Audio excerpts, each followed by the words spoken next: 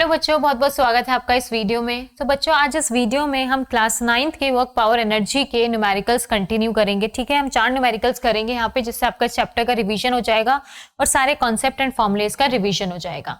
तो चलिए first numericals देखिए। Calculate the change that should be affected in the velocity of a body to maintain the same kinetic energy if mass of the body is increase to 4 times. आपसे पूछा है, देखो question की language को समझो, कि change बताना है जो वेलोसिटी में आप करें। ठीक है, आपकी कोई बॉडी है, ठीक है, कोई भी आपकी बॉडी है, आपकी बॉडी है लेट्स से m मास की। ठीक है, इसकी वेलोसिटी v है और काइनेटिक एनर्जी ke है। ठीक है, at this point of time आपसे इसने बोला कि इसकी वेलोसिटी में कितना चेंज करें कि आपका अगर आपका मास इसका कितना हो जाए, इंक्रीज टू 4 टाइम्स, बॉडी का मास 4 टाइम्स इंक्रीज हो जाए और काइनेटिक एनर्जी सेम रहे, तो v डैश, क्या v dash with respect to v होना चाहिए। क्वेश्चन समझ में आया? दोबारा से पढ़ लो। Calculate the change that should be affected in the velocity of a body to maintain the same kinetic energy if mass of the body is increase to 4 times. अगर मास आपकी बॉडी का 4 टाइम्स इंक्रीज हो गया है तो आपको velocities में change बताना है। देखो मास का आपको बता दिया कितने का चेंज है, काइनेटिक एनर्जी में कोई चेंज नहीं आया, और वेलोसिटीज का चेंजेस आपको बताने हैं। तो इसका मतलब इस टाइम पे काइनेटिक एनर्जी कितनी होगी, हाफ, मास था m और वेलोसिटी थी v। ओके, ये वाले टाइम पे काइनेटिक एनर्जी कितनी होगी, मास हाफ, मास कितना है 4 टाइम्स ऑफ प्रीवियस m है, और v डैश आपको निकालना है। तो वेलोसिटीज का क्या रिलेशन होगा आपको वो बताना है। तो मान लीजिए ये आपकी इक्वेशन 1 और ये आपकी इक्वेशन 2, काइनेटिक एनर्जी सेम है। ठीक है, ये दोनों ही काइनेटिक एनर्जी क्या है, सेम रखनी है आपको। तो इक्वेशन 1 से इक्वेशन 2 को आप डिवाइड कर दीजिए, दोनों इक्वेशंस को डिवाइड कर दीजिए। काइनेटिक एनर्जी सेम है, कट हो जाएंगी, हाफ हाफ, मास भी ये वाला सेम है, तो आपके पास क्या आ जाएगा, 4v dash square is equals to v square. So v dash square कितना आ जाएगा आपका, v square by 4, under root लेंगे तो v बाय 2, तो आपका v डैश कितना आ जाएगा, v बाय 2। तो आपका जो ये v डैश है ये आपकी प्रीवियस वेलोसिटी के हाफ हो जानी चाहिए, तब आपकी काइनेटिक एनर्जी सेम रहेगी। ठीक है, क्वेश्चन समझ आया? वेलोसिटीज में चेंज पूछा था कि इन दोनों की वेलोसिटी में क्या रिलेशन होना चाहिए अगर मास आपका प्रीवियस मास के 4 टाइम्स हो गया है और काइनेटिक एनर्जी आपने सेम रखी है, तो आपकी जो न्यू वेलोसिटी होनी चाहिए वो प्रीवियस की हाफ हो जानी चाहिए, ताकि ये सारी सिचुएशन आपकी काम कर जाए। ओके, चलिए नेक्स्ट क्वेश्चन देखिए। A force of 5 Newton acting on a body at angle of 30 degree with the horizontal direction displace it horizontally through of distance of 6 meter. Calculate the work done. तो आपको work done का simple question है। Work done का जो class 9th में basically formula आपने याद किया था, that is force into displacement in the direction of force. ये आपको फॉर्मूला Fs cos थीटा, ये आपको वर्क डन का फॉर्मूला याद रखना है। Work done is equals to Fs cos theta, where theta is the angle between force and displacement. Force and displacement के बीच का एंगल होता है आपका थीटा। फॉर एग्जांपल जैसे ये क्वेश्चन ही है, एक किसी ऑब्जेक्ट पर a force of 5 Newton acting on a body, ये कोई ऑब्जेक्ट है, ठीक है, इसमें 5 न्यूटन की फोर्स एक्ट कर रही है in this direction 30 degree from the horizontal. ये 30 डिग्री हॉरिजॉन्टल से आपका काम कर रही है। ठीक है, कोई ऐसा ऑब्जेक्ट है, आपने इस पे 30 डिग्री में 5 न्यूटन की फोर्स अप्लाई करी, ठीक है, और इसका जो डिस्प्लेसमेंट हो रहा है वो हॉरिजॉन्टली हो रहा है। इसका डिस्प्लेसमेंट कैसा हो रहा है, ये आगे बढ़ रही है। मतलब आपका इस न्यूटन से अगर ये यहां पर था तो 30 डिग्री की फोर्स से ये आपका यहां पर पहुंच गया, और डिस्प्लेसमेंट कितना हुआ इस फोर्स की वजह से, 6 मीटर हुआ। ठीक है, तो डिस्प्लेसमेंट आपका हॉरिजॉन्टली हो रहा है, बट जो फोर्स है वो हॉरिजॉन्टल से 30 डिग्री पर अप्लाई हो रही है। ठीक है, तो ये थीटा जो होता है ये वही होता है कि डिस्प्लेसमेंट हुआ आपका हॉरिजॉन्टली और फोर्स लगी आपकी 30 डिग्री पर, तो इन दोनों के बीच में फोर्स और डिस्प्लेसमेंट का एंगल होता है आपका ये theta. What is the angle between force and displacement. अगर फोर्स भी उसी डायरेक्शन में हो जिस डायरेक्शन में डिस्प्लेसमेंट है, तो आपका थीटा 0 हो जाएगा और cos 0 1 हो जाएगा, तो आपका डायरेक्ट हो जाएगा फोर्स इनटू डिस्प्लेसमेंट। ओके, तो ये आपका केस है, 30 डिग्री एंगल पर फोर्स लगाई जा रही है। तो जो मेन फॉर्मूला आपको याद रखना है वो ये रखना है, इससे आपके सारी कंडीशंस आ जाएंगी। जैसे कि वर्क डन 0 होता है अगर फोर्स और डिस्प्लेसमेंट एक दूसरे से परपेंडिकुलर होते हैं, क्योंकि cos 90 0 होता है। ओके, तो चलिए इस क्वेश्चन को अब आपको बस वैल्यूज पुट करनी है। फोर्स है आपकी 5 न्यूटन, डिस्प्लेसमेंट हुआ आपका 6 का, और cos 30 की कितनी वैल्यू होती है हमारे पास? cos 30 की वैल्यू होती है हमारे पास √3/2। ठीक है, ये कुछ आपको वैल्यूज याद रखनी होंगी। अगर वर्क पावर एनर्जी में अभी तक आपने क्लास 9th में नहीं पढ़ी है ट्रिग्नोमेट्री, तो कॉस और साइन की कुछ वैल्यूज आपको याद करनी होंगी।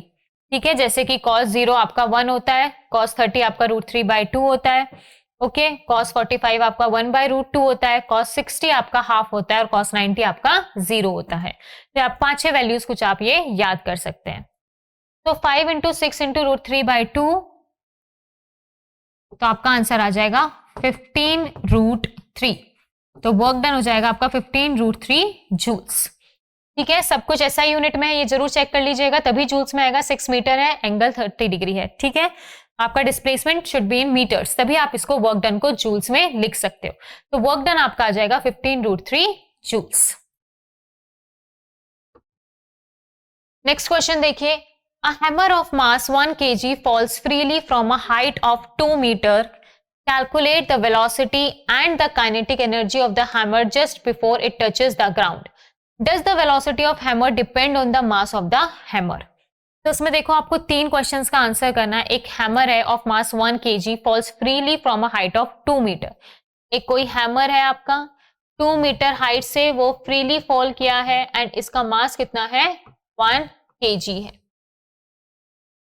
देन द कैलकुलेट आपको जो करनी है the velocity and the kinetic energy of a hammer just before it touches the ground. तो ये mechanical energy, law of conservation of mechanical energy से आता है कि आपको जब ये ग्राउंड पर टकराया उस टाइम की वेलोसिटी और उस टाइम की काइनेटिक एनर्जी आपको फाइंड आउट करनी है। सो आपको पता है law of conservation of mechanical energy, हर एक पॉइंट पर sum of kinetic and potential आपका कांस्टेंट रहेगा। तो यहां की मैकेनिकल एनर्जी और इस पॉइंट की मैकेनिकल एनर्जी आपकी क्या रहेंगी? सेम रहेंगी। और आपको पता होता है अगर यहां से फ्रीली फॉल हुआ है तो यहां पर आपकी सारी की सारी पोटेंशियल एनर्जी होगी, क्योंकि वेलोसिटी 0 है अंडर अ फ्री फॉल। तो यहां पर मैकेनिकल एनर्जी क्या होगी?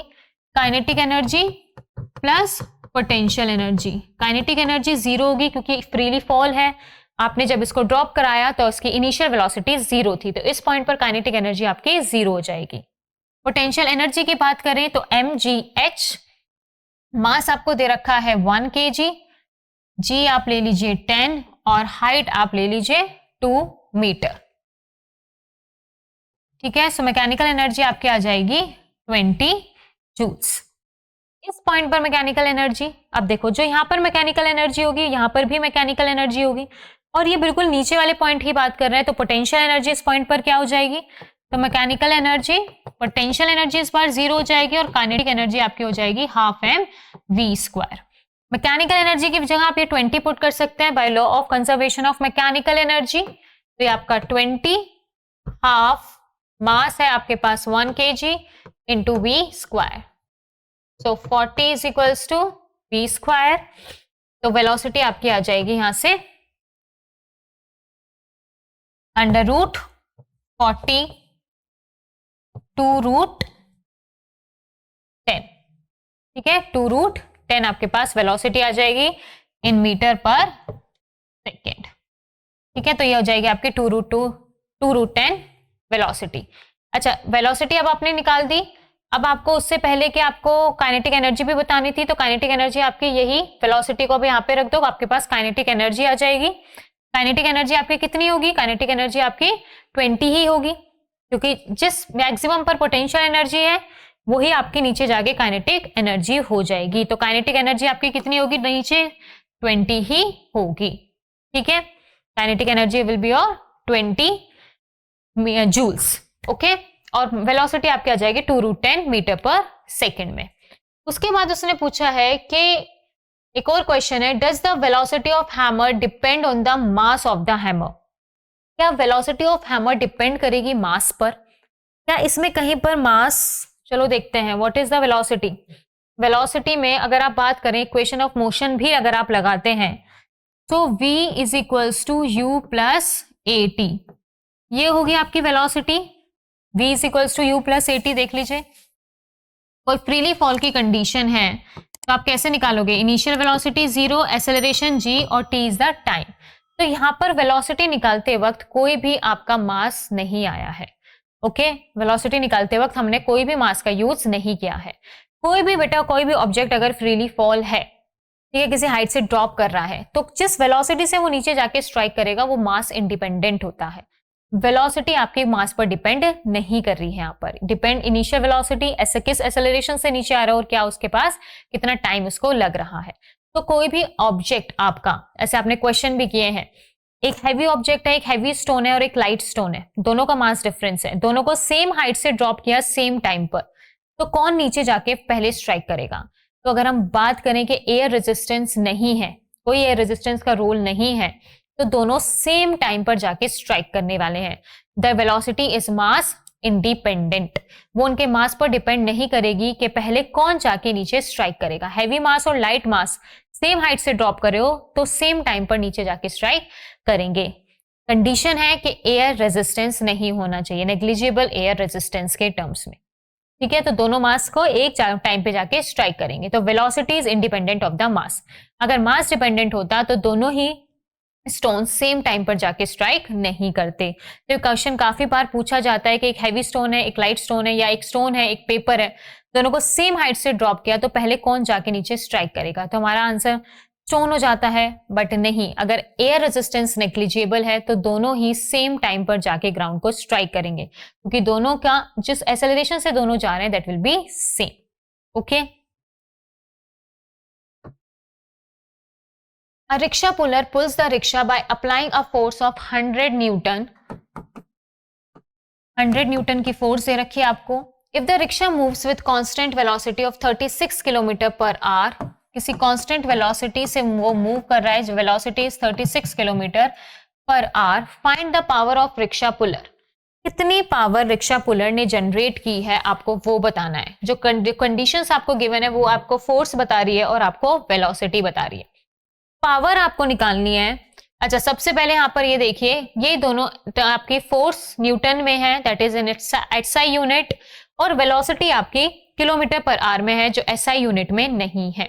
सबसे पहले क्वेश्चंस करते वक्त आपको जो गिवन क्वांटिटीज हैं उनके यूनिट्स के बारे में जरूर देख लीजिएगा, क्या उनके यूनिट, सभी के यूनिट्स SI यूनिट में है या नहीं है। It's better you convert all the units in SI units. तो सबसे पहले आप इसको कन्वर्ट कर लीजिए मीटर पर सेकेंड में। तो मीटर पर सेकेंड के लिए हमने डायरेक्ट कर रखा है 5/18 से आप मल्टीप्लाई कर दीजिए तो आपका kilometre per hour is equals to 5/18 metre per second होता है। ठीक है, तो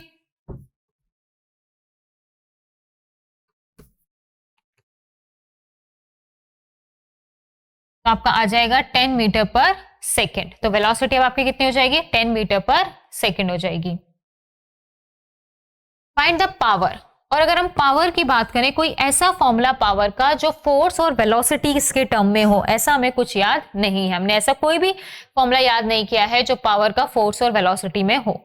जो हमने याद किया है, power is work done upon time. Work और टाइम के बारे में हमें पता है। चलो इसको ओपन करते हैं, देखते हैं वर्क का फॉर्मूला क्या होता है, force into displacement upon time. Work का formula is force into displacement, cos theta भी आता है पर in this case cos theta 0 हो जाएगा, दैट इज 1। तो force into displacement upon time, और डिस्प्लेसमेंट अपॉन टाइम आपका क्या होता है, वेलोसिटी। यहां से लिख सकते हो आप इसको S/T को, फोर्स इंटू वेलोसिटी। तो आपको पावर का फॉर्मूला मिल गया in terms of force and velocity. आपने वर्क को ओपन करके लिख दिया, वर्क का फॉर्मूला लिख दिया, that is force into displacement, then velocity, displacement upon time is your velocity. तो फोर्स इंटू वेलोसिटी को आप जब मल्टीप्लाई करोगे 100 इंटू 10 दैट इज 1000। पावर है आपकी, तो पावर की यूनिट क्या होती है, वॉट। याद रखिएगा सभी की यूनिट्स, पावर की यूनिट क्या होती है, SI यूनिट इज वॉट। अगर आपका वर्क डन जूल्स में है और टाइम सेकंड में है तो आपकी पावर की यूनिट आपकी वॉट में आ जाएगी। तो आपका इसका आंसर हो जाएगा 1000 वॉट। ठीक है। सो जरूरी नहीं हमें सारे फॉर्मुलेज याद हों। जैसे आप ये देख सकते हो कि यहाँ पे फोर्स और वेलोसिटी का हमें कोई फॉर्मूला वर्क डन पावर के फॉर्म में नहीं पता, बट स्टिल आप इसको ना छोड़ें कि हमें ऐसा कोई फॉर्मूला नहीं पता। जो आपको पता है उसको ट्राई करें, लिखें, और फिर आपको शायद चीजें समझ आने लगेंगी। तो कोई भी क्वेश्चन पढ़ के सिर्फ ना छोड़ें, उसको ट्राई करें। जितने फॉर्मूला उससे रिलेटेड आपको आते हैं आप उनसे उन टर्म्स में लाने की कोशिश कीजिए जो आपको गिवन क्वांटिटीज में है। 9th क्लास इस चीज का बहुत ध्यान रखना कि SI यूनिट में आपकी सारी चीज होनी चाहिए। ठीक है, आप कन्वर्जन करना ना भूलें, वरना आपको सारे कुछ फॉर्मुलेज आते हुए सारी कैलकुलेशन के बाद आपका आंसर नहीं आएगा। Okay, thank you class.